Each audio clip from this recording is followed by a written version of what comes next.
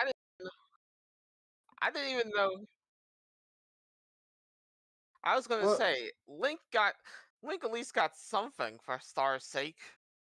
I think it's I think it's safe to say that Sony doesn't have anything to show at all. I like you know uh you know people are probably making excuses for Sony and why they didn't show up at E3. Which is fine. E3 is pretty much dead, but they didn't have shit to show. I saw little bits of that state of play. It was ass.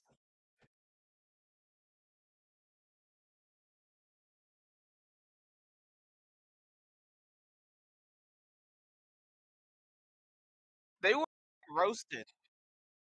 Yeah.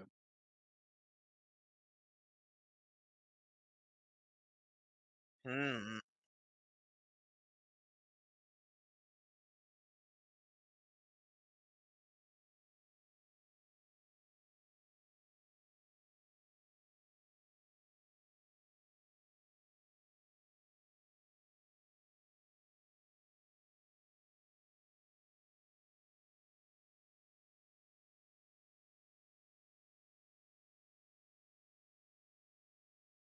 Hmm.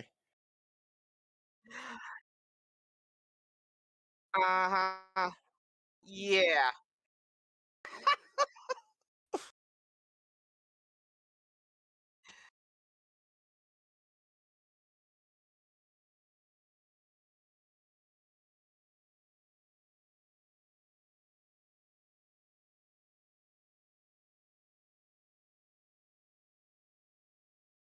Hmm.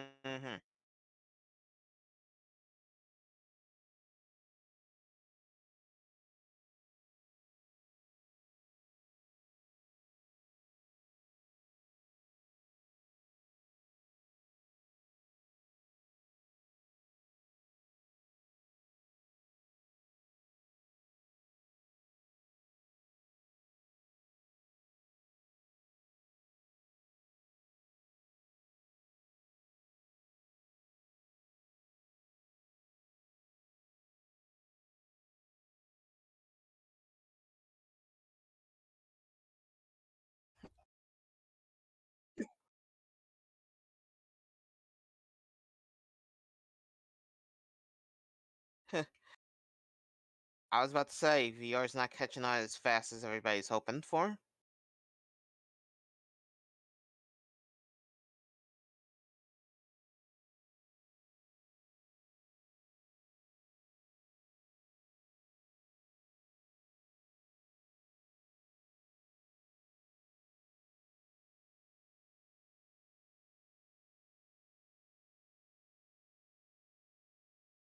I was about to say that will happen.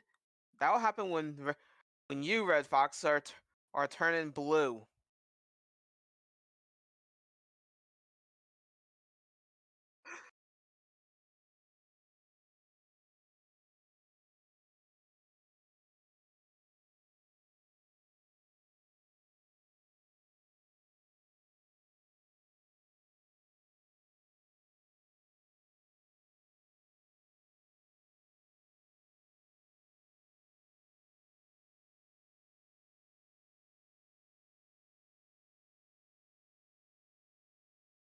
Really?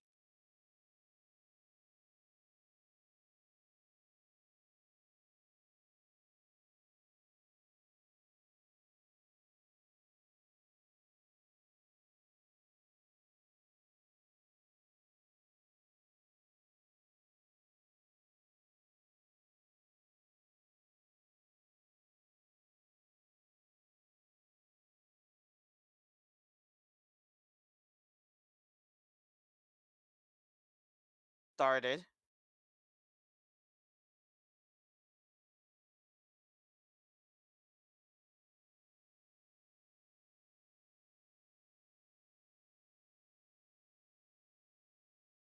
Yeah. Are we live yet? Okay. I would say that I I already knew that it wouldn't catch on, and it every time VR has been brought up, I'm proven right. It's not catching. Yeah. I mean, come on, come on. It's not. It's like trying to light a fire with wet wood. Well, like I said, they've been trying to do VR for years. They've tried to do VR with. They tried to do VR with. What did they try? They tried to do VR with.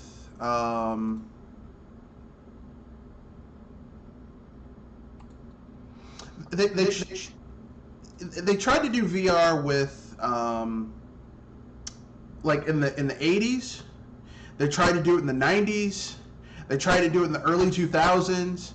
And every time they try to do VR, the numbers of people who adopt it gets bigger because like the technology, it becomes more accessible, but it's still such a very niche thing that I just don't see it becoming a mainline thing because there's so many barriers to entry. Like, who the fuck wants to watch some shit,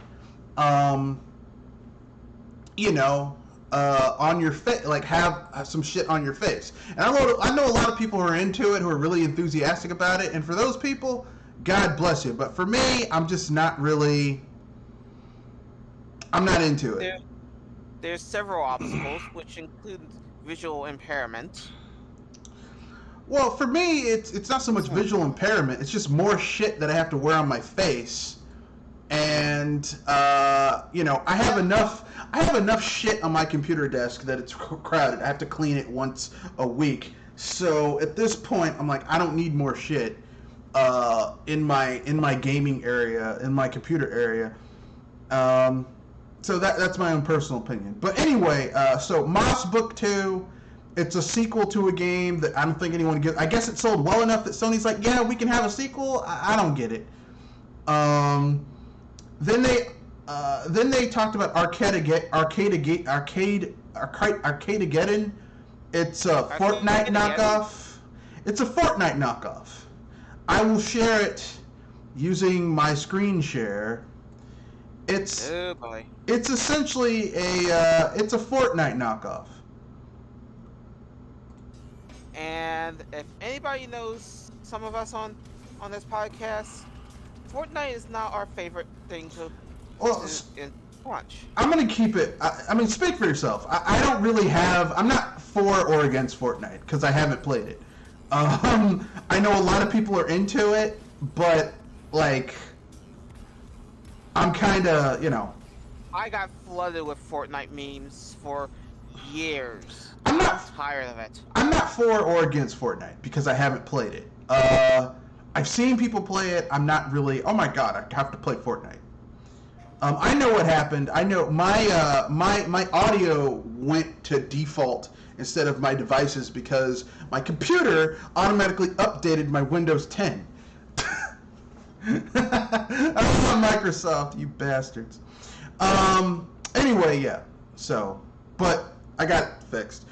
So we have a new Tribes of Midgard thing. I'm Sydney, and I'm here to tell you more about how Tribes of Midgard will grow even bigger after launch with free season updates. So I guess it's gonna have free season updates. I mean, I don't know. I'm surprised. Yeah, this is from This is being published by Gearbox, so I'm already kind of how can I put this? Yeah, I'm very like, unless it's Borderlands, I'm kind of like very kind of, you know. Yeah, as I said, iffy or uneasy about it. Yeah, because Gearbox hasn't shown. The only IP that Gearbox has shown that they actually give a fuck about is Borderlands. Everything else is just very like, well, it's open season. They don't give a shit about it. I was about to say, do they honestly give more Fs than Bethesda with their stuff? Well, I mean, the one IP that they really give a shit about, Borderlands, is still pretty good. I mean, I think we can all agree that Borderlands 2, still has the best story and best villain. Whereas Borderlands 3 has the best gameplay. Borderlands 1 is a great first game because it introduces you to the world. Borderlands 2 is just like, because Handsome Jack is just like, he's the villain that you, by the end of the game, you want to shoot him in the face multiple times. It's like, fuck this guy. Which, I mean, that's a good villain. Like, a villain is someone who, like... Villain that you love to hate. No, it's not love to hate. You want to see them die by the end of it. When they finally get what's coming to them, you're like, good, fuck them. Like the Emperor in Star Wars. No one was like, oh no, he dies at the end of Return of the Jedi. Everyone's like, good, riddance to bad rubbish. Fuck that guy. Yeah, that's what I was thinking that it was. That you hate a villain so much that you love to see him get what he deserves. Yeah, like a good villain, when they finally die, you're like, good, fuck them. And then they showed off Fist Forged in Legend. It's a Metroidvania game, 2D Metroidvania game. It looks interesting, and I was like, wow, this looks great. The only problem is, it's, how can I put this? No, it's a multiplat. So, you know. I was about to say vanilla. No, it looks pretty good, but it's a multiplat. Like, why the fuck would I? Like, if I already have a PC. I got something coming that is just as good as this, if not better. Why get this? Right? No, the point of showing off games is for a system, is to make people want to buy that system. Now, so this is typically exclusives or third or second party exclusives that like utilize some awesome aspect of the system. Now Fist, I mean, it's a 2D Metroidvania game. It looks great, but it's coming to PC. So, I mean, if I have a PC that's already spec'd better than the PS5 and the PS4, then why the fuck would I get this game on the PlayStation? Doesn't make sense. So it looks great, but I'm probably gonna get it on. Well, I'm not. I shouldn't say probably. I'm gonna get it on PC. So what's the fucking point? So that looks pretty good. And then we have Shifu, which was delayed to 2022. This is the game where they showed off like last year at the Game Awards, where you basically play this guy who every time you die, your character ages in game and it comes back more experienced. So in the beginning of the game, you're this young guy. By the end of the game, you look like a total and complete badass, but you're an old guy. So it's like taking that whole martial arts, chopsaki, Hong Kong film martial arts thing going on. So it's a 3D beat 'em up coming to the PS4, PS5, and PC. Yeah, exactly. Right. Yeah, so it's like, I mean, like, here's the thing. This looks good, but why the fuck would I get it on the PS4 or the PS5? Yeah, I watched how long was the State of Play? It was only like 30 minutes, wasn't it? I didn't watch it. I got the recap on IGN that just shows the trailers of what they announced. Because I'm not watching Sony State of Play because, I mean, that's a fucking waste of time. It's like watching two flies fuck. Like, what do I get out of watching two flies have sex? Nothing! It's not even exciting. Shifu has been delayed to 2022. It's a 3D action beat 'em up. And it's coming to the PS4, PS5, and PC.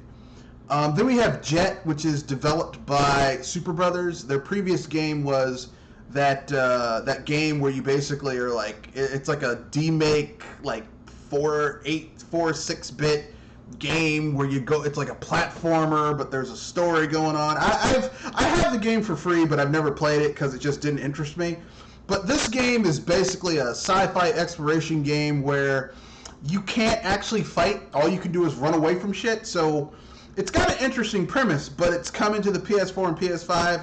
I'm guessing next year it will probably also hit other platforms. So I'm not getting on PlayStation, but it looks interesting. I love some lit.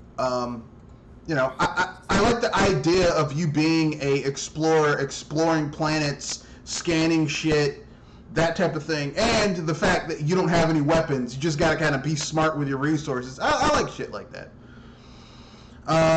Then they announced Demon Slayer, and it's from Sega, so it could possibly be good.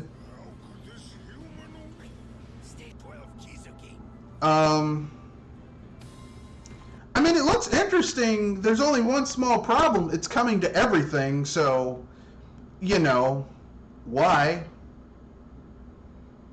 Then we have Lost Judgment. It's coming to PS5 and Xbox, so...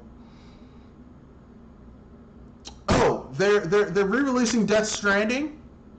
You get the director's cut is coming with new content. So... And Deathloop, which is coming to everything. So, there you go, folks. Or it's coming to PS5 and PC, but, you know, whatever. Anyway, so what are your guys' thoughts of the state of play? Were you excited? Did you give a shit? Do you not give a shit? I don't really care because majority of the stuff that's coming to PS5 will be on PC anyway. I mean, probably for just a couple exceptions, but yeah, I don't really care about the state of play. Yeah, I agree. Jewel? Yes, no, maybe so. I say that was as entertaining as the commercials before a movie. Yeah, but only less flavored. The trailers for the movie are interesting. The state of play was once again some boring old bullshit. What can I say? I think Sony's state of play. It's a good thing that Sony didn't show up at this year's E3, because if they had, they would have gotten blown out of the fucking water by Microsoft and Nintendo. And here's the thing: this year's E3, Nintendo's showing was just, if I'm being terrible, was like a B. It was one of the weaker showings for Nintendo. It wasn't like... Oh, come off it. It wasn't Wii Music bad, but it wasn't great either. Like, it wasn't, oh my god, this is the best ever. But it wasn't terrible. It was of medium quality. But it would have... But yeah, Nintendo just... Sony embarrassed himself with this state of play. It was... it's a good thing they didn't show up at E3, because they didn't have shit to show at E3. And every company keeps on saying, well, the reason we don't have anything to show is because of COVID-19.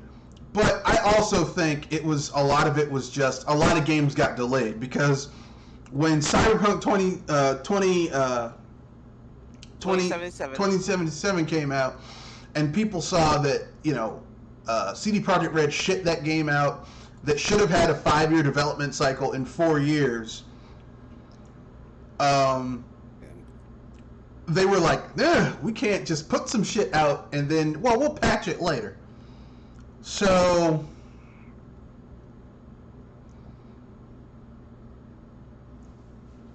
I don't know what to say except, maybe be better. Maybe Sony just needs to stop having state of plays until they have better shit to show at state of plays. Because this state of play, like all the other state of plays I've witnessed. I haven't witnessed. I haven't watched a single state of play. I look at the announcements after the fact, and I'm like, this shit didn't need to be, they wasted time and money streaming this shit. They could have just put this in an announcement, in just a string of announcements. But, all of this is because Sony basically kicked everyone's ass last gen with the PS4, and because they kicked everyone's ass last gen with the PS4, in terms of sales, hardware sales, they basically feel like, okay, we don't need to put any effort into the PS5. Because this is a low effort affair. It's like they have fucking nothing to prove. And anytime you have a company that has nothing to prove and doesn't seem to be putting any effort into, proving shit to their consumers, because here's the thing. Consumers are fickle, okay? a company is only as good as what have they done for their consumers lately. Because brand loyalty is fine and dandy, but brand loyalty can get you fucked over because sometimes you'll be loyal to a brand. I only buy this. I only support this company, and it turns out after the fact they were doing some fucked up shit. So you kind of have to be careful with that. I ride or die with these motherfuckers because these people aren't, your best friends, your cousin, your parents. They aren't family. They're a company that exists to make money. Your money. Okay, they want your money. Okay. But that's neither here nor there. So talking about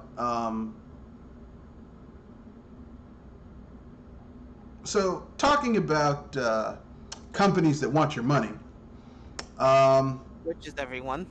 which is every for-profit company wants your money. That's how they make their money, is by getting your money. I guess we can segue over. I guess we'll do Nintendo. We'll save Richard Donner for last, just because, like, there's a lot of shit the dude was a part of. So next we have Nintendo. Nintendo.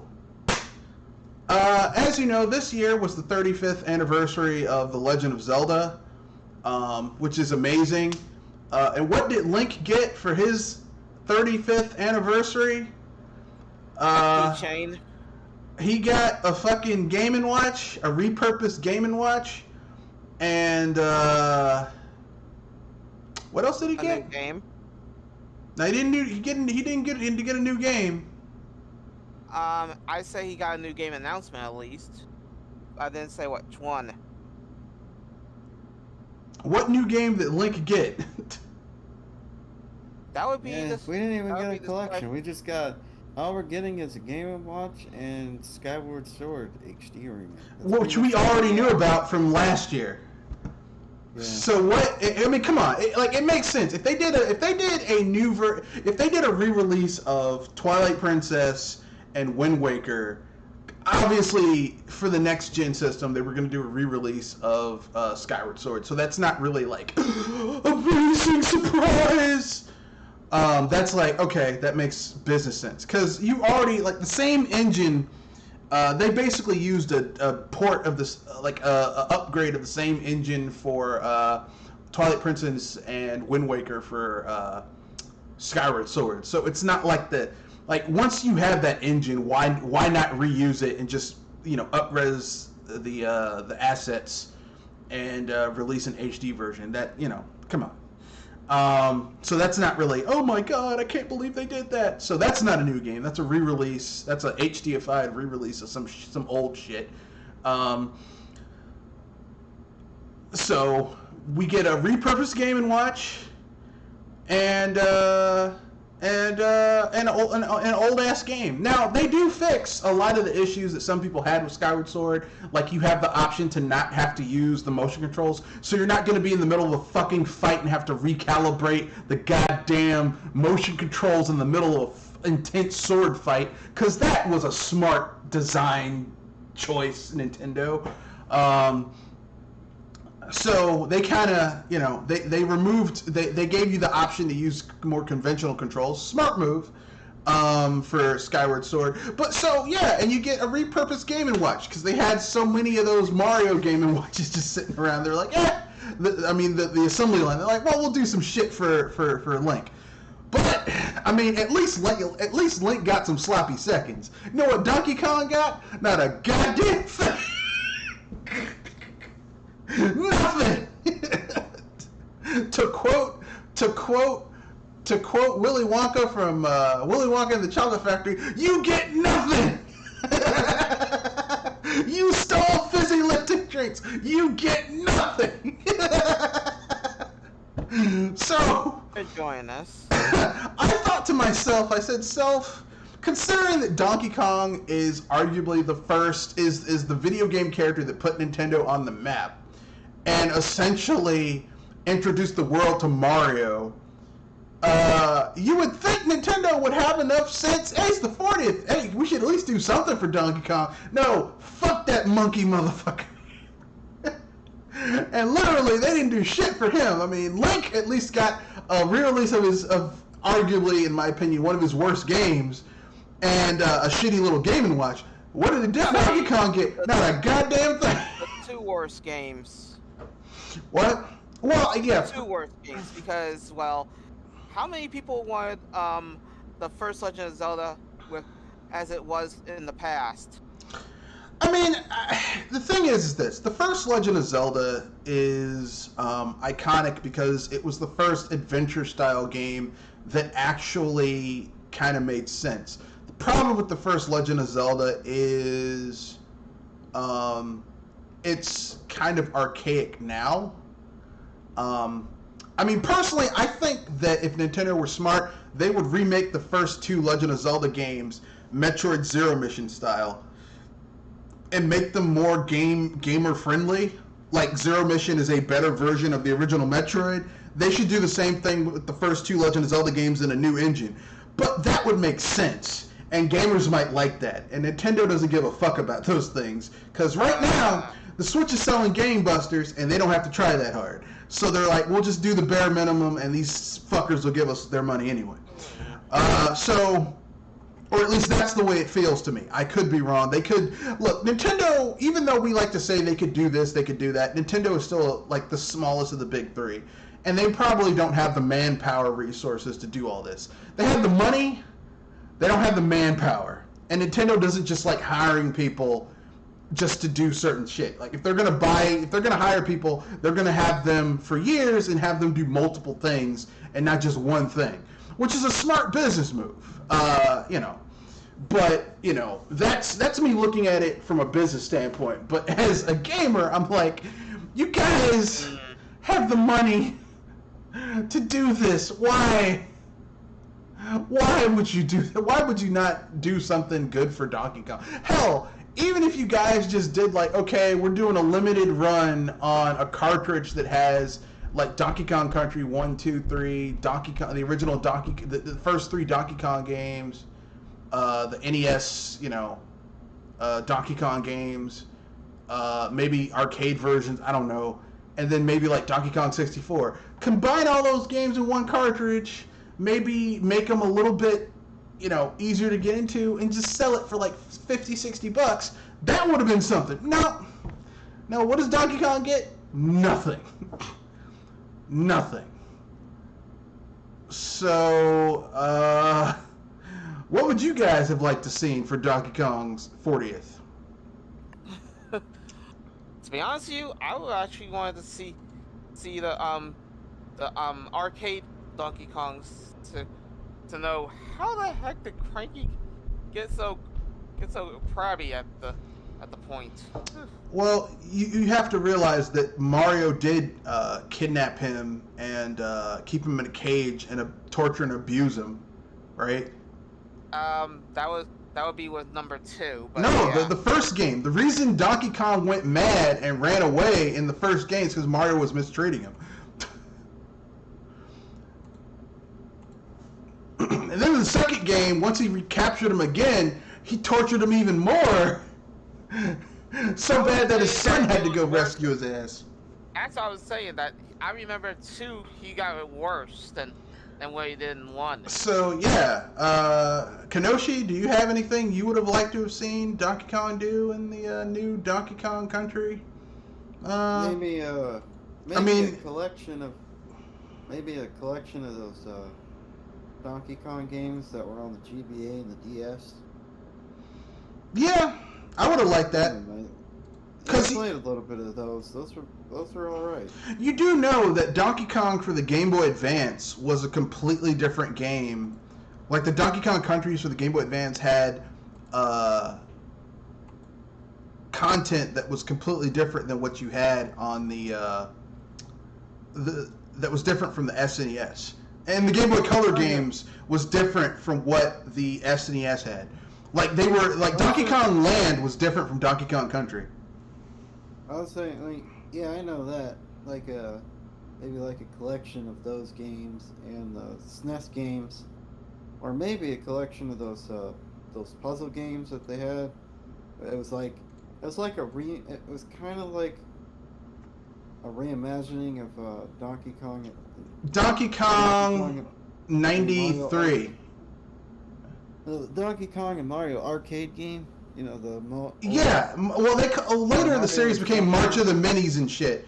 But before that, the first one was Donkey Kong 92 or 93, where the first 4 levels you think you're playing a Game Boy version of the original Donkey Kong, and then the 4th level you beat Donkey Kong and you realize, oh shit, this is a completely different thing, and the game opens up. Yeah, I would like to see that too, but it's Nintendo, man. Yeah, I'm surprised they haven't re-released those games, because those games were pretty fun. I remember playing the one for the Game Boy, I think, a while ago when I was a kid. Those are some really smart ideas. Yeah. Those sound like some really good ways to get people into an old franchise. But like I said, like Nintendo has so many plates they're trying to spin right now and keep spinning that they kind of are not in the mood, I guess, or don't have the resources to do all the shit they really should kind of be doing right now. Like, I guess they just don't have the resources, but the manpower. They have the money, they don't have the manpower. So, I mean,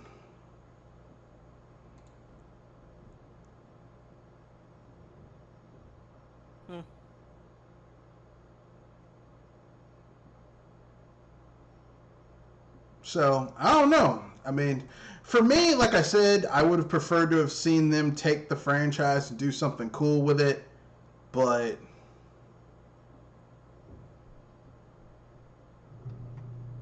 I mean, like I said, like I said, the fanboy, entitled fanboy in me is like, man, why aren't these lazy ass bastards doing this shit? But like I said, business side of it, Nintendo is a small company, and even though they've like bought some studios, they still like the Mercury Steam people are working on Metroid Dread. Retro is making they had to restart the development of Metroid Prime 4 because whatever numbnuts had the smart idea to let Namco Bandai make Metroid Prime 4. I don't know who the fuck came up with that dumbass idea, but it's like, yeah, let's give a studio that's never made a game like this before the IP to make a game like this. Yeah, that's totally gonna work out. Not. So, their internal studios are working on a ton of shit. I guarantee they probably have Monolith Soft probably working alongside with the Zelda team working on Breath of the Wild too. So, and Intelligent Systems probably doing some shit. So all the studios they have are kind of busy. So they just don't have the manpower to really do all this shit. And they don't want to farm out their IPs to certain people because Nintendo doesn't have a great record of letting like outside parties work on their IPs and have the shit turn out good. Okay? So I can see where they're coming from, but like I said, the entitled fanboy in me is like, come on, surely you could do something. But like I said, entitled fanboy is what's the word I'm looking for? Is unforgiving and unrealistic and has like really hard to meet expectations. And that's not part of reality because these people, at the end of the day, games are made by human beings, and human beings are not perfect. So, people are gonna fuck up. That's just the way life is. It's not making the same mistake over and over again. Is what you want to avoid. But people, that's how humans learn. They make an error, they evaluate what they did to fuck up, and they don't do it again. Like you notice, like from the Wii U to the Switch. The Wii U, Nintendo made 3 fatal mistakes. First of all, they trusted third parties. Second of all, to uphold their part of the bargain. Second of all, they delayed getting their games out Like, it took almost, like, I want to say 10, 12 months for them to start getting their first-party games out to really sell the system. Third of all, they had really bad marketing for the Wii U. I was about to say that the second part is probably how come they have such sparseness, but Well, I mean, the first and second part kind of go hand in hand. Personally, I mean, hindsight is 2020. Personally, if it was up to me with the Wii U, I would have pushed the Wii another year. I would have pushed it out, like releasing the Wii for another year, so that my internal teams would have had a good, solid. So that when the Wii U launched, they would have had a kind of like how they did with the Switch. They would have had a dynamite lineup of first-party games to go with the Switch. That's what I would have done. Like the Wii U should have launched with Splatoon. It should have launched with Wonderful 101, with Mario Kart 8. It should have launched with those games.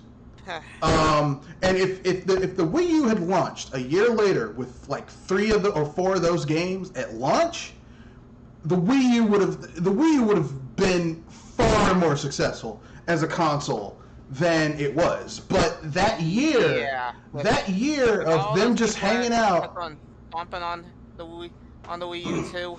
Yeah, that year of the Wii U just hanging out with its pants down, its ass out, and third parties porting old shit that people who really wanted those games already had those fucking games, and then games that should have been third party exclusives being moved back like a week before they were supposed to fucking launch. Shit like that. That was the shot in the ass for that system, and it never recovered from it. Never fucking recovered. And that hurt the system. But Nintendo learned from those errors, and they look, listen. The Switch, I mean, you can say whatever you want about the Switch over the last 2 years, where they kind of got a little complacent. But when the Switch launched, Nintendo did everything you're supposed to do. Good marketing, said fuck the third parties, and they had a dynamite lineup of games to drop the first year. They had something for everybody. They had JRPGs for people like me. They had Smash Brothers. They had Mario Kart ports. Now, I already had Mario Kart 8, and I'm not buying that shit again on the Switch with shit that should have been the base game in the first place. But that's a principle thing. I'm not rebuying games for shit that should have been the base game. Fuck that. But some people did. A lot of people were like, I'm not going to buy a Wii U to play Mario Kart 8. And then they spent $60 to get Mario Kart 8 on the Switch. Good for you. I'm not doing that shit. But other people did. So, knock yourself out. So, like, they had, like, almost every month you had a major game dropping when the Switch launched. So, they learned from their mistake, and hopefully Nintendo will never do that shit again. Knock on wood. But that's my own personal opinion. But yeah, I think they kind of dropped the ball on Donkey Kong's 40th. Yeah, the game I was thinking of was Donkey Kong Mario versus Donkey Kong. Yeah, there's like 4 games in the series. There's technically the first game of the series is Donkey Kong 92 or 91, and then there's Mario versus Donkey Kong, and then there's Mario versus Donkey Kong March of the Minis, and then there's like a 4th one that's just a straight up puzzle game, which kind of sucks. But the first 3 are pretty good. Yeah, I like the premise of the GBA version. Yeah. Like, yeah, he just stole a bunch of Mario toys because he wanted to have them all. Yeah, look, man, I agree with you, and those are some really good ideas. Too bad Nintendo didn't think of it. But they're too busy counting all their money from the Switch sales. Switch hardware and software sales. They ain't got time to be making games, making more money. Nah, fuck that. So anyway, I guess we can get to some of those other free topic stories, and then we'll get to the major thing, which is tribute to Richard Donner, the man who apparently crafted much of our childhoods, whether we want to admit it or not. So I guess the next topic is, well, there's finally a good reason for someone to own Fallout 76. What? Wait. A reason to own Fallout 76, the trash game. Yes, there is finally a good reason to own Fallout 76. Oh, not for the base game. No, the base game is still a steaming pile of dog shit. I was about to say, what the heck could it be? Allow me to elaborate. The modding community, once again, has come to the rescue of Bethesda. So, as we know, Fallout 76 is a fucking steaming pile of dog shit of a game. But the modders have raced to Bethesda's aid once again to make their games worth playing. So basically, an ambitious modding team is trying to turn Fallout 76 into a grand multi-planet space opera with a total conversion mod that will turn Fallout 76 into Star Wars open worlds. While currently unfinished and still in development, Star Wars open world surfaced with a new trailer earlier today showcasing a shockingly vast range of locations, characters, and scenarios. Ships flying above a Coruscant sky, open war on Tatooine's deserts, Imperial walkers stomping through alien jungles. It's very impressive if somewhat over-reliant on post-processing shaders. In typical Fallout fashion, it's not all bombastic action either. We see meetings in grimy underworlds and spit-shine Imperial starships. According to the Mods itch page, Star Wars Open Worlds hopes to feature 12 planets to explore, multiple factions to join, NPC companions, and will let you customize characters across various alien species, in a story that's set during the very early years of the Galactic Empire. Developers Kareem Najib and Tank Girl 444 are setting some stratospheric expectations and have no solid release window estimate to date. The Bethesda modding scene is nothing if not overly familiar with and overly ambitious mods. No shit. Mod projects. And this could be something we're following for a decade. That is true. If Disney doesn't strike it down before then. But if you're exploring Star Wars from a Fallout perspective, it's a hell of a mod. It's a hell of a pitch. And if you're interested in catching up on the development so far, the modders occasionally post video updates over on YouTube. Look, Star Wars needs help. Disney, what they should as long as do. they're not trying to make money off of it, then they should just let them do it. What they should do is get these people. What Disney should do is get these people, have them form a studio, give them the tools they need to make this game. Because if someone said, "Hey, they're gonna make a Star Wars video game where you can be whatever the fuck you want," it's going to have multiple planets set early in the Galactic Empire, so, before the Jedi and the Sith falling out, and you can have Force users, but you can also be just someone just doing their thing. I'd play that shit. That'd be fucking awesome. Yeah. I mean, pretty cool. Basically what people want from a Star Wars game. Put some real money behind it, put some resources behind it. Don't fuck it up. don't fuck it up. I'm like, look, it's like that movie, Scary Movie 2, where Marlon Wayans, basically, they find the ghost chick who's so ugly that dudes just die after seeing her face, and there's a scene later on where he's having sex with her, but he put a bag over her face. She tries to take it off. He's like, no, don't take off the bag. Don't fuck it up. Look. Say, that's Scary Movie levels of comedy right there. Well, my point is, the second thing says, don't fuck it up. That's the thing. Don't fuck it up. Just don't. But, here's the thing. There's some really awesome pitches for mods that have been in development hell for years. There's supposedly a thing where they're literally remaking Fallout 4 New Vegas, Fallout New Vegas and Fallout 4's engine. And that sounds awesome. Isn't even done yet. Supposedly there's a team remaking Oblivion in the Skyrim engine and remaking Morrowind in the Skyrim engine. And Guys, I'll be right back. okay, that's cool. And I like all that shit, but I mean, fact of the matter is that the chances of that shit actually doing anything are slim to none, you know. So, I mean, like I said, I like,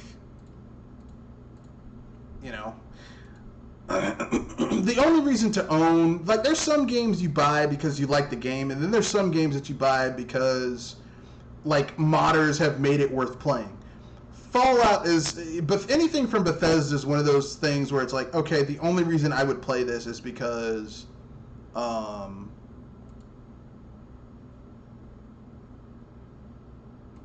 that the mods are gonna help fix it. yeah, or they're gonna add content that is just gonna make it more compelling. Like I played vanilla Skyrim on the PS3 and the Xbox 360. I borrowed my friend's Xbox 360. He was going to Paris.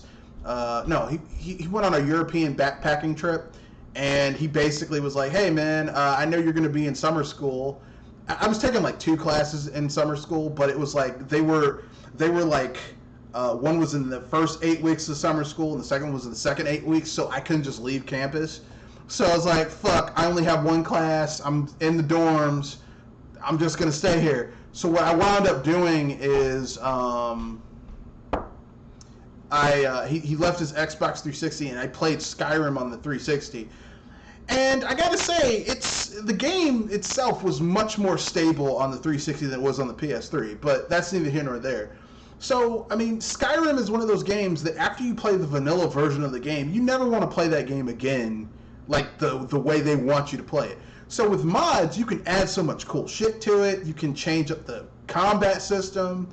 I mean, it's just a better gameplay experience. I mean, you know, it's like Final Fantasy V or Final Fantasy VI. I played Final Fantasy VI so much that now the only way I can really enjoy that game is if I play it with mods. Like, I can't just play that game straight up like I used to back in the day. You know what I'm saying? Nah, I mean, As in some things are never the same without the mods, right?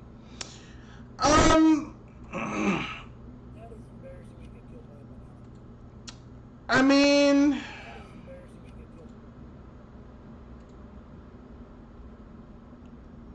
I'm not gonna say that. I would say that modifications and patches and stuff like that add some interesting shit to there's a certain point where you've played a game so much that it's like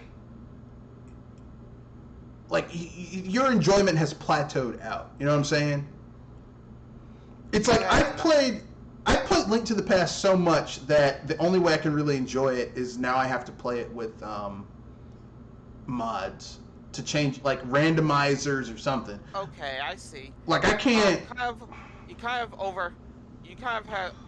overdid yourself with it, like having too much oatmeal for breakfast every day for a year. Yeah, it's like I used to spend every summer with my grandparents when I was a little kid. Like my mom would send me off to go spend the summer with my grandparents. And my grandparents, especially my grandmother cooked breakfast for everybody. And this is the South. My grandparents were from Georgia. So you know what they cooked for breakfast every goddamn day. Sometimes lunch and dinner. Grits. Grits, grits, grits. Now you're talking from the age of 8 up to 18 for, sometimes a month to 2 to 3 months, I would eat grits almost every day. My grandmother would look at me weird if I ate cereal for breakfast because I just got tired of fucking grits. And even now, I eat grits maybe once a year, if that, because I ate so much grits when I was a kid, during the summer, every day, 6-7 days a week, grits for breakfast, definitely grits for breakfast, or grits. If my grandparents made fish and they had leftover fish and grits for lunch, fish and grits for dinner, plus grits for breakfast. I'm like, God damn, I hate grits. Even to this day, after a while, it's like, I'm tired of grits. I already grew out of grits, so I'm the lucky one. You could say I've been gritted out in my life. I've been gritted out. And if anybody's wondering, grits are kind of a weird mesh of starch to me. They are. Basically take cornmeal, mill it so that the corn, the yellow corny husk of the meal has been rubbed off, and then do a little extra grinding to it, and you get grits. And my grandparents love to cook grits. Grits. Let me tell you something. To this day, I don't ever want to eat grits. I eat grits once a year. Every once in a while, I'll eat some cheese grits. But that's it. I don't eat grits. Ugh. I'd rather eat oatmeal or cream of wheat over grits. Personally, I prefer oatmeal over grits. Same here. At least, if anything, we could both agree that when you have too much of a good thing, sometimes it's a good thing to try to add some seasoning to it. I mean, I love pizza, but if I had to eat pizza every day for 30 days, I would get sick of pizza after a while. I can't. You need variety in your life. Not my grandparents. The same shit every day, day after day, over and over and over again. But anyway, so we kind of went on a tangent about grits. Food. We got some more free topics here before we get to the end of the cast. So, recently we've heard that this is about Rockstar. Rockstar is working on a new GTA. They say you probably won't see it until 2025. Ostensibly, they say that the reason you're not going to see it until 2025 is because they want the new consoles to reach a huge install base. And that's fair, Really, I think be a while. I think the reason they're waiting is so that they can. I think that's only their tertiary or even second or maybe even secondary reason they're waiting. I think the real reason they're waiting is because they want to milk GTA Online for as much as they possibly can. I was about to say, I wouldn't be surprised if they are doing that. They're because if they're honestly being patient with the other consoles, then they got a long wait. Here's the thing. All they're gonna do is just port. All they're gonna do is just port GTA 5, which they already said they're gonna do. We're gonna port GTA 5 over to the new consoles, which they already said they're going to do. So they have no incentive to work on a new GTA. And to be honest with you, I'm okay with that if Rockstar would do some other shit. I would love if Rockstar said, okay, we're not going to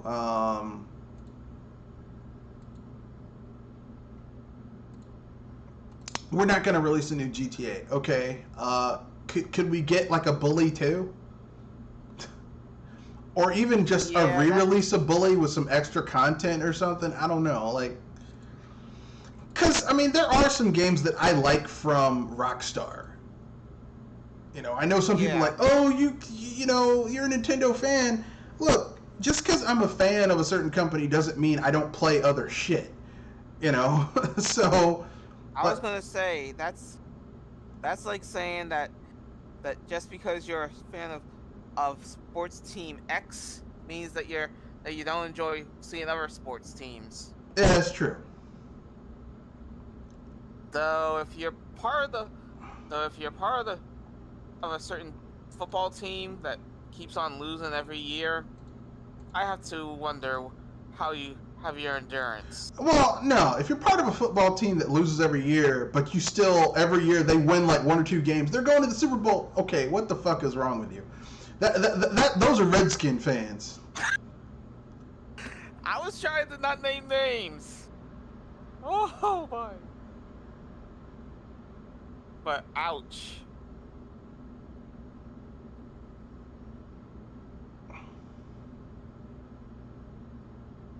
Nice way to punch at him, Red. So, I mean, I live in the DC metropolitan area, so all you have around here. Sorry, it's no longer the Redskins, the Washington team. Ouch. Yeah.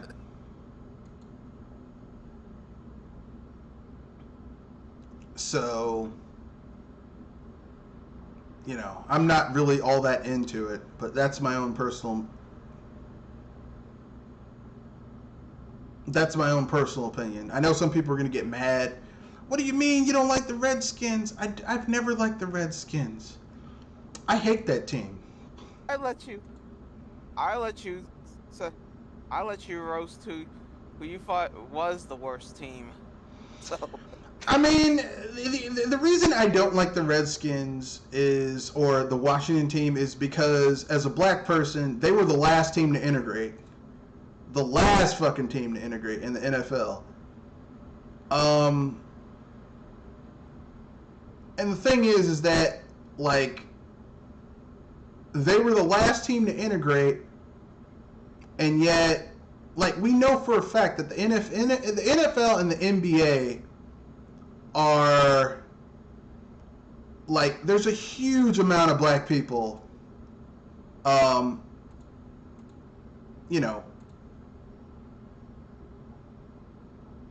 in those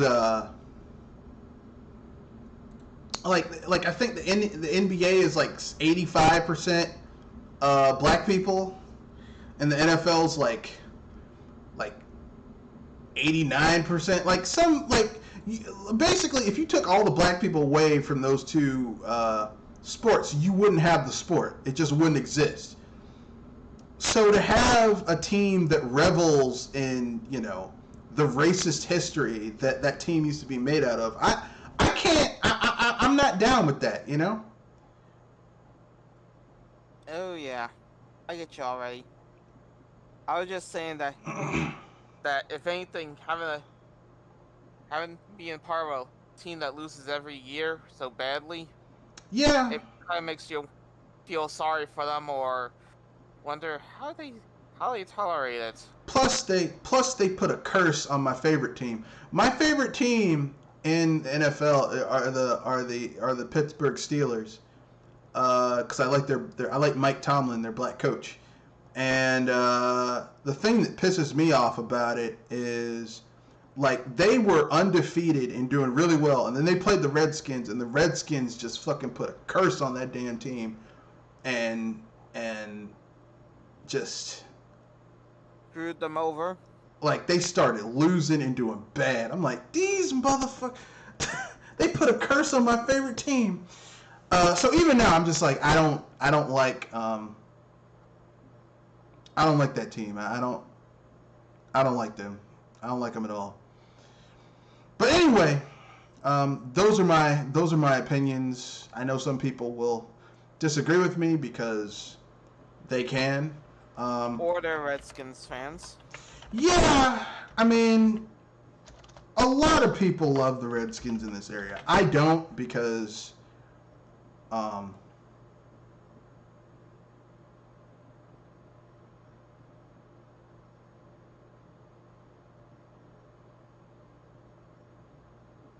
just think they're kind of shit. But that's just me.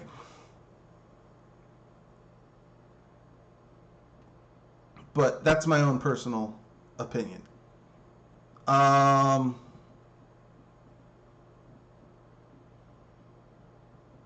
But let's keep it moving. So I guess now we can move on to Richard Donner's tribute. Who wants to go? You want to get involved with it first, or what? If anything, I was honestly kept busy for this week, so if anything, I'm trying to look at what he offered. But if anything, I'm actually curious what what movie got got you into seeing? Which movies that you saw of him? I mean, the first movie that I saw from Richard Donner, and I knew that it was Richard Donner, was Superman. I mean, come on, it's Superman. But Hold on, the series of Superman movies. Because if anything, I remember I saw two. I saw Superman 2 and 3. 1968 Superman was directed by Richard Donner. He also shot a lot of shit for Superman 2, but the problem is that, apparently, the studio got mad at him for some reason, so they kicked him off and got another guy to finish the movie. But the original Superman and Superman 2 were shot in tandem. They were shot at the same time. A lot of the shit was shot at the same time. So, a lot of that was Richard Donner's doing. Him shooting two films at the same time. Superman is some would say, is the first superhero blockbuster.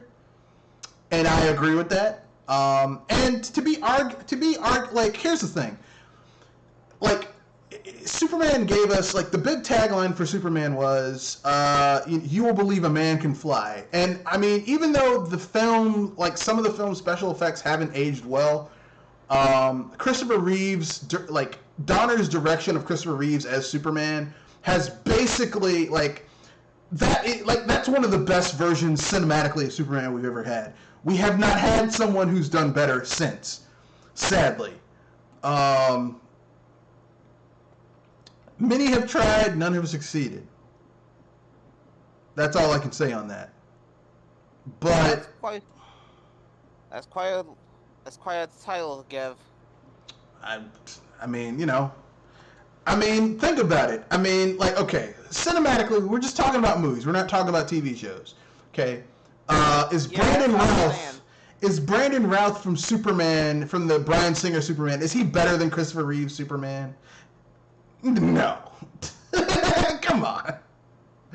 And we don't even need to go into Henry Cavill. that steaming pile of dog shit. And it's right. It was Superman 2, I remembered. Though he got cut from that. Yeah, he doesn't get credit for that, because even though he shot a lot of it at the same time as the first movie, the studio got mad at him and they got Richard Lester to cover it up. But the script for both of those movies was written by Mario Puzo. So you had a great director and a great script. And if you have a great director and a great script, typically speaking, you will have a good movie. But anyway, yeah, here's his filmography. He only has 1, 2, 3, 4, 5, 6, 7, 8, 9, 10, 11, 12, 13, 14, 15, 16, 17, 18, 19, 20, 21, 22 movies.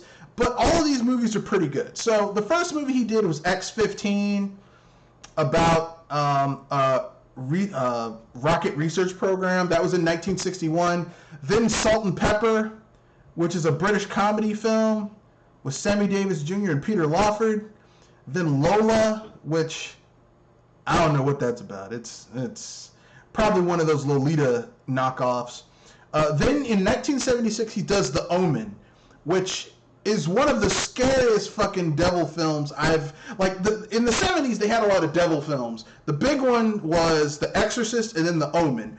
Now, I personally like The Omen better because The Omen is legitimately scary. The Exorcist is just ridiculous. Then 78 Superman, 80 Superman 2, then Inside Moves, which I've never heard of, The Toy, which I have seen. It's got Richard Pryor becoming a slave. Of course, he did a film in 1985 you may have heard of, Jewel. The Goonies. Oh, Hey guys! I was trying to not go for the obvious. Goonies never say die. I was trying not to go for the obvious. I was shown that for my birthday. Hey guys! Goonies never say die. Goonies never say die. Lady Hawk. That's actually a pretty good film. It's a sci-fi film. It's actually pretty good. Lethal Weapon, also a pretty good I was about to say, film. wasn't that a series of movies, the Lethal Weapon series? Yes, they were. Lethal Weapon 4 kind of sucks, but Lethal Weapon 1, 2, and 3 are pretty good. Especially 1 and 2. 3, it goes a little bit too comedic, but 1 and 2 are really good. Like the first one with Danny Glover, I'm too old for this shit. You know? I really like the first 2 Lethal Weapons. Scrooge with Bill Murray, it's a play on A Christmas Carol. Radio Flyer, which is one of the most terrifying films I've ever seen. It has a main character just like this poor kid is just getting abused by his stepfather, and the ending is like ambiguous as fuck. It's really hard. Dang. Is it like The Sopranos where the screen just goes black? No, at the end of the film,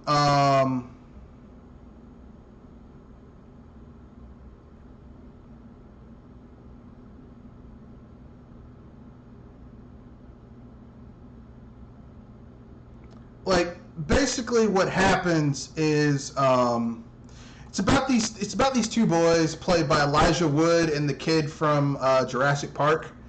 Like the little kid, the kid who the little kid, and basically like his mom gets divorced and marries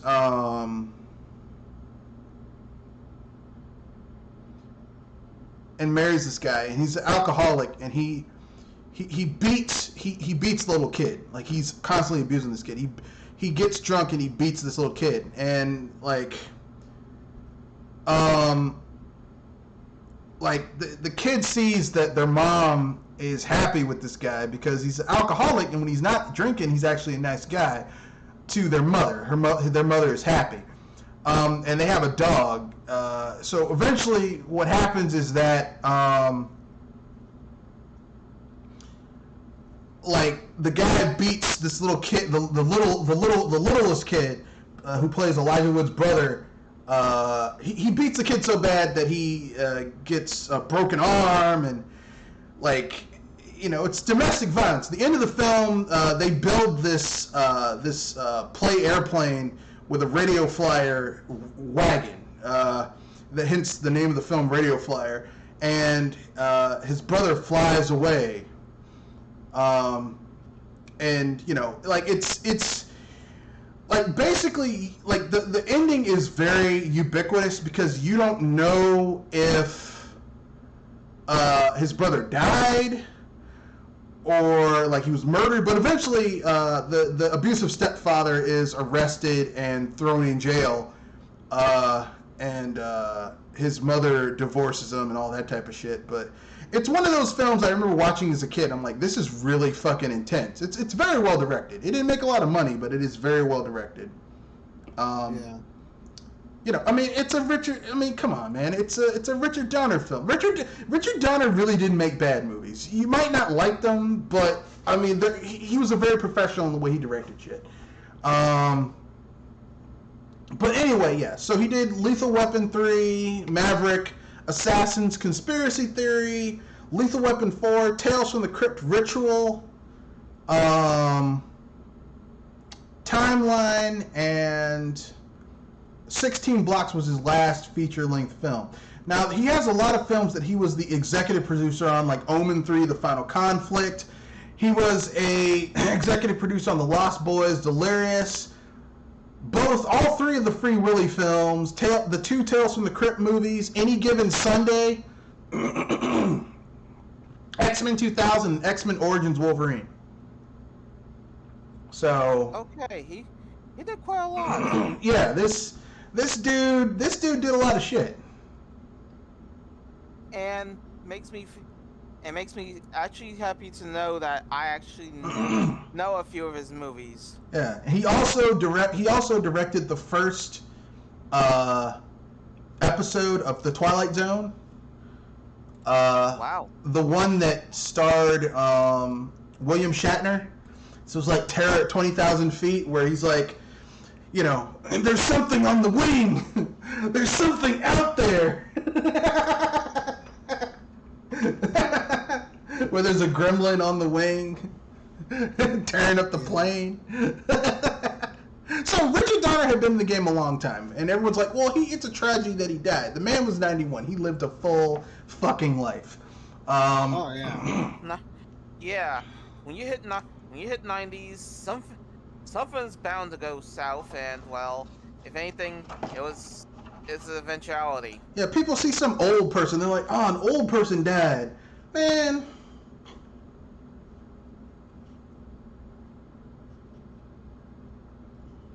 You know, they were old, shit. You know, it's like, how'd they die? It's a tragedy. No, a tragedy is if you're 35 and you're walking down the street and you just fall dead. That's a tragedy. If you're 91, 92, 96 years old, you lived a full fucking life. Not to mention, he was rich. You know, so shit, you know. Calm the fuck down. So, that's our tribute to Richard Donner. Anything you guys, like, you're like, man, I didn't know this film was made by Richard Donner, and I loved it. I'm actually looking over a few movies, and to be honest with you, I was a little surprised of at least one thing. Well, what was that? Well, if anything, I think it was.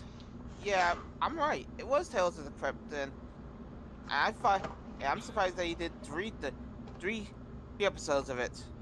Oh yeah. Tales from the Crypt had a lot of really famous directors. You know, because it was an anthology series. And, you know, a lot of directors could really kind of show off their chops. I mean, you'd be surprised at the amount of famous people that everyone likes to talk shit about Danny Elfman. I don't like his music. Hey, remember watching Tales from the Crypt when you were a kid? Well, I did. I used to watch Tales from the Crypt when I was a kid. Did he do that opening? He did the opening. That iconic opening that Tales from the Crypt, that lets you know Tales from the Crypt was coming on. Danny Elfman. Let me put it this way. If you want your show to have a memorable theme song, get Danny Elfman. Because it's going to get you hyped up to watch the rest of the film. I used to watch Tales from the Crypt when I was a kid all the time. As a matter of fact, I have the DVD collection of Tales from the Crypt, and I love that series. And yes, they had a puppet, like one of the best puppets ever. A skeleton crypt keeper, if I got it right. Yep, the crypt keeper who told the worst jokes ever, but I wasn't gonna say shit because I didn't want that motherfucker to kill me. You're not funny, crypt keeper.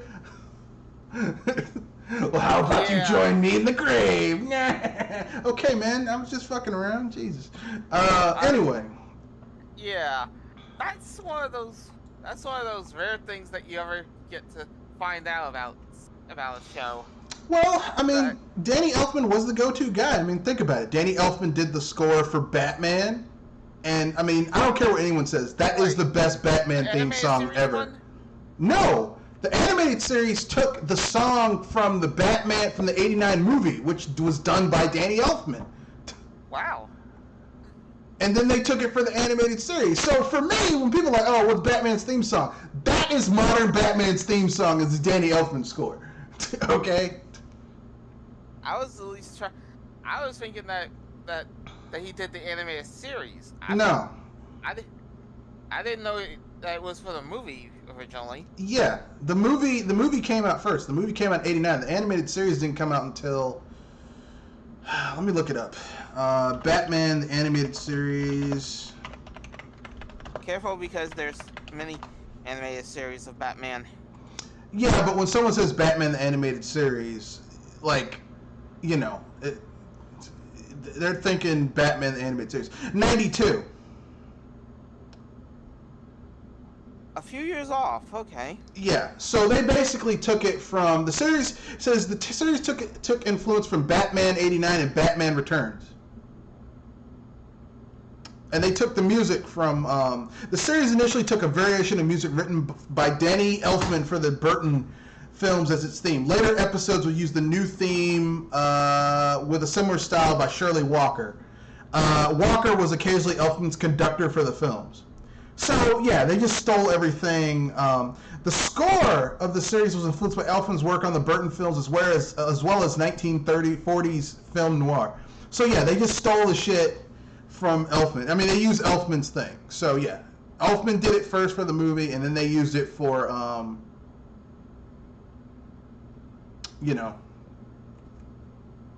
the other shit. But, yeah.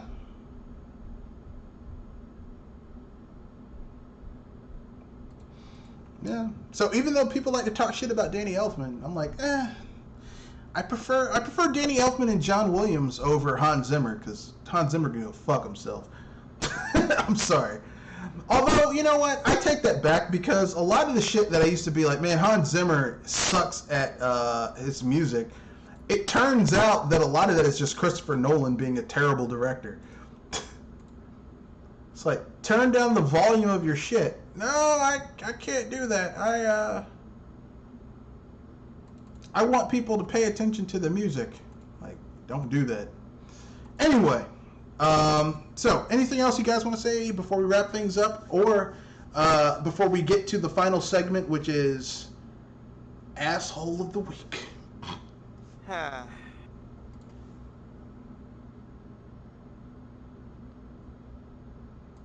We're good. All right. So I have 2 nominations for Asshole of the Week. Okay, 2 nominations. One of which is going to make some people angry, but it has to be said. Okay, my first nomination for Asshole of the Week is Sony for wasting 30 minutes of people's time to announce nothing for their state of play. I mean, come on, man. Now, actually, I have three nominations for Asshole of the Week.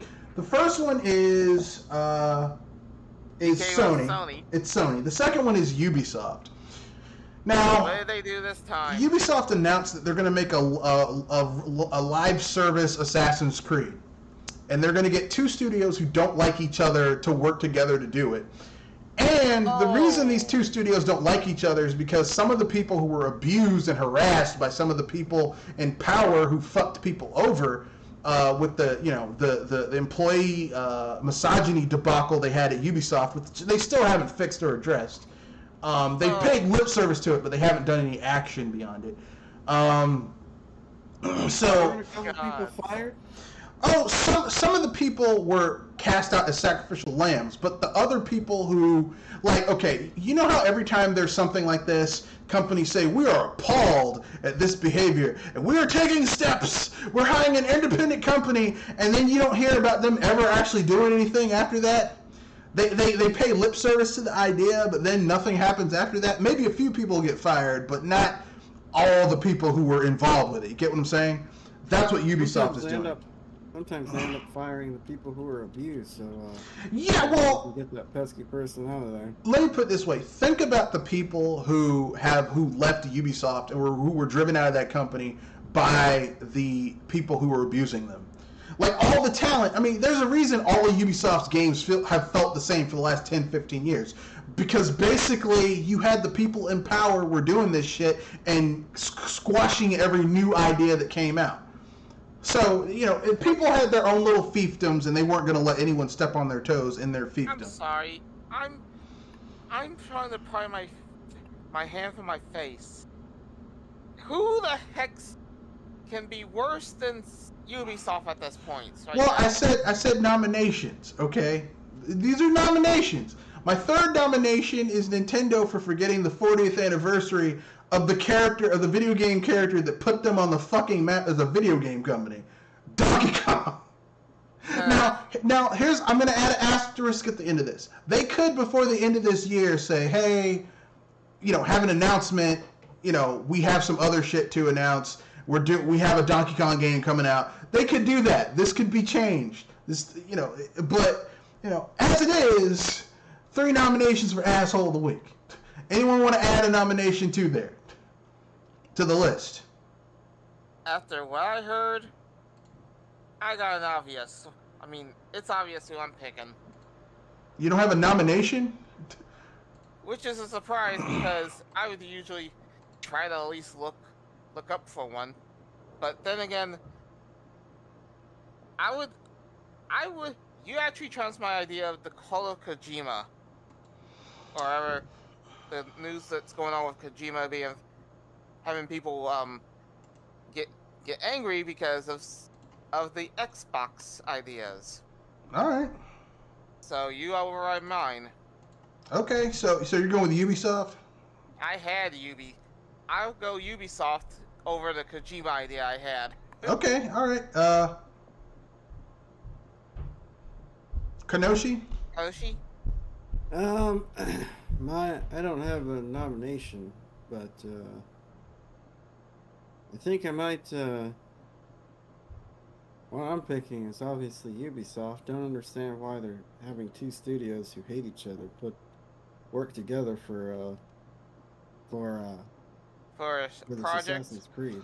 Yeah. Well, clearly this is punishment. Some people probably in one of those studios probably has. One of those studios is probably a studio where they sent people who were abused and wanted to get away from their abusers, and the other studio is probably filled with people who were the abusers. So that's probably why the two studios don't like each other. And because I know one of the studios like, we don't want to make a live service game. We want to make a strong single player experience. So this is on paper. This has all the recipes for failure. Like everything that you can Possibly do.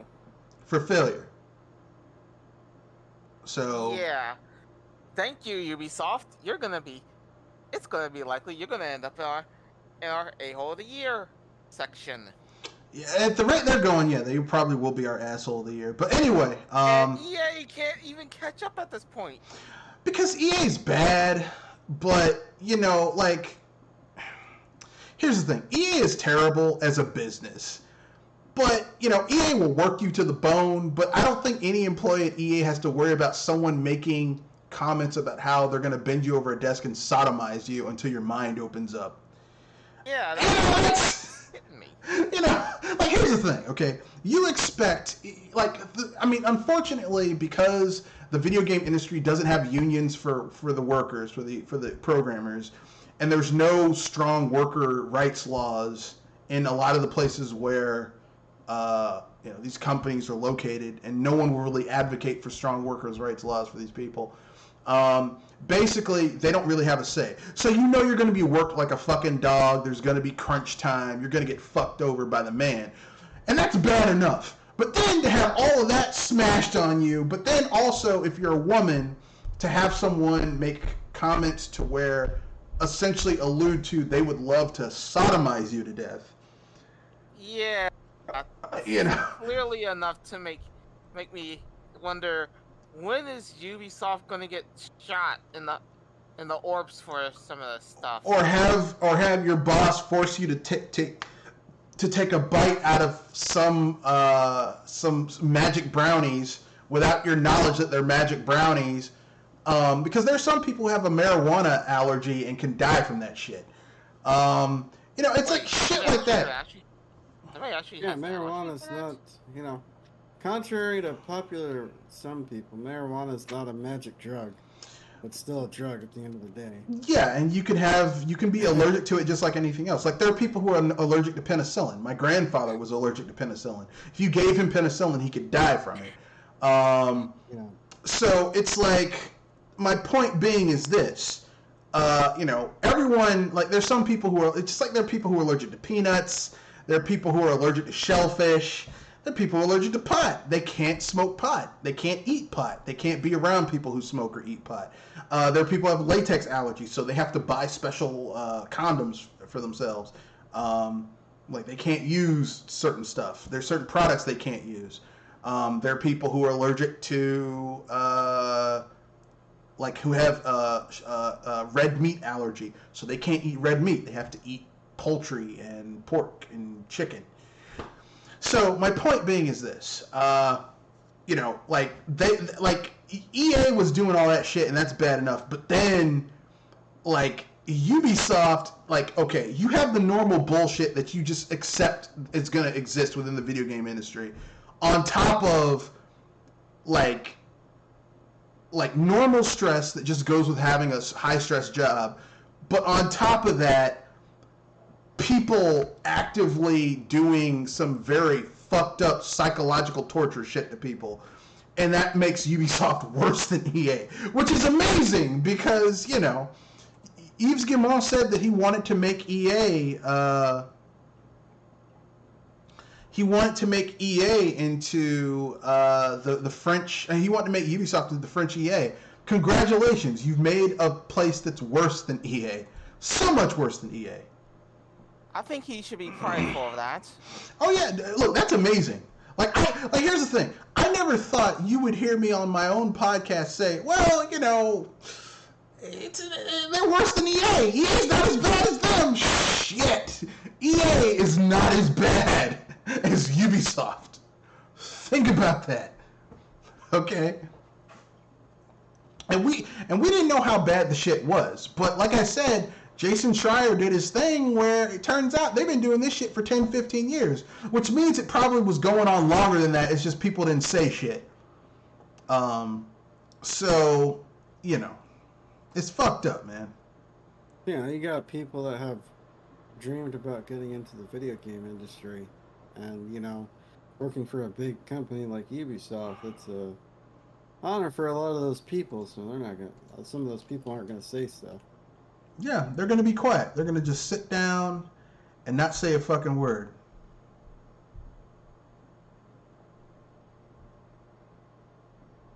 So,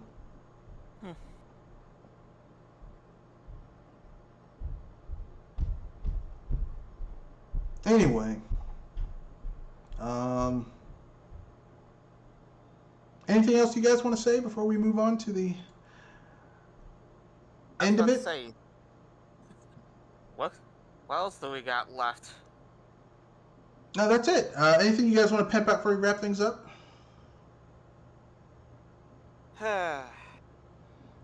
No one working on anything? No one wanna pimp out their channel? Anything they've been working on? I was gonna say that I'm currently on Weatherwatch, so I'm a little bit worried. That's right. That's right. You guys are getting the tail end of that.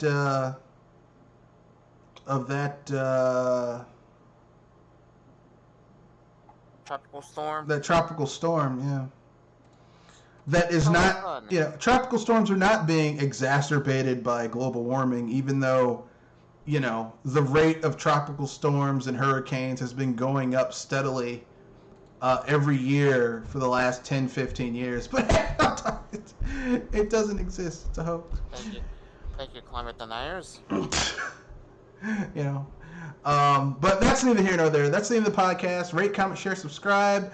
And let's see. I am working on, as I said earlier this week, a review where I will be re-reviewing old things that I maybe have gave, you know, lower scores to and see if I still like or dislike them. Currently, I'm working on 2 videos, one for Agents of Mayhem and the other one for Paper Mario Origami King. I'm playing both of those games in dual tandem. And one game, I've changed my opinion on. I won't tell you which one.